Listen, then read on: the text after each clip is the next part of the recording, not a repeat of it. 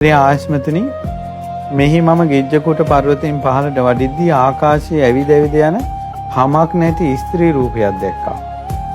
සම්පූර්ණ ස්ත්‍රියක් හම ගහලා. ඉතින් භූත ගිජුලිහිනියෝ කාක්කෝ උකුස්සෝ පන්නා කනවා. ඉරා කනවා. කඩ කඩා කනවා. එතකොට මේ හමක් නැති ස්ත්‍රී රූපය වේදනාවෙන් කෑ ගහනවා. බොහෝ කොට වේදනාවෙන් කෑ ගහනවා. විලාප තියෙනවා. මට ඒවා දැකලා හිතුණා පුදුම සාගතයි මෙහිමත් ඉන්නවනේ සත්‍යෝ. ස්ත්‍රී මෙහෙමත් උපදිනවනේ කියලා. ඉතින් බුදුරජාණන් වහන්සේ වදාලා පින්වත් මහණෙනි ඔය සත්වයා මේ රජගහ නුවර හිටපු වෛශ්‍යාවක්. ගණිකා වෘත්තිය කරපු කෙනෙක්. අනිත් අයට ඇඟ විකුණන ජීවත් වුණා. තමන්ගේ හැම අනිත් අයට පෙන්න ජීවත් වුණා. දැන් හැම ගහලා හැමක් නැහැ දැන්. දැන් වේදනාව නිරේ ඉපදුනා අවුරුදු බොහෝ කාලයක්.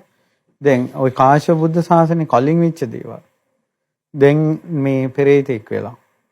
ඒකයි කියන්නේ මේ ලුණුයි බතුයි කන එක හොඳයි. පව් කරන්නේ නැතුව. කැඳ ටිකක් බීලා ඉන්න එක හොඳයි. පව් කරන්නේ නැතුව. දැන් මේවා දැන් දැන් කොළම පැතිවල එක එක පැතිවල රංචු පිටින් හැදිලා ඉන්නවනේ. සමහර වෙලාවට අපි දන්නේ නැහැ. සමහර අය අපෙන් ප්‍රශ්න විසඳ ගන්න ආපුම සමහර වෙලාවට ඔය ඇඟ මිරිකන තැන් තියෙනවා, ඉස්පා තියෙනවා. ගොඩාක් දුරට නරකවල් වැඩ කරනවා. සමහර අය පිස්සු හැදිලා වගේ ඒවට ඇබ්බැහි වෙලා ඇවිල්ලා අපිට ප්‍රශ්න ලියුම් වලින් ලියලා එවනවා, කතා කරනවා. අපි මොනවද දෙන්නද උත්තර? මිනිස්සු කරන පව්කම්. අපිට ඒ වෙලාවට හිතෙන්නේ අපි මහාන වෙච්ච එක හොඳයි. අපිට උතුම් ඇසුරක් ලැබිච්ච එක හොඳයි. සත්පුරුෂ ඇසුර ලැබිච්ච එක හොඳයි. අනේ අපිට පින්පව් ගැන අහන්න ලැබිච්ච එක හොඳයි.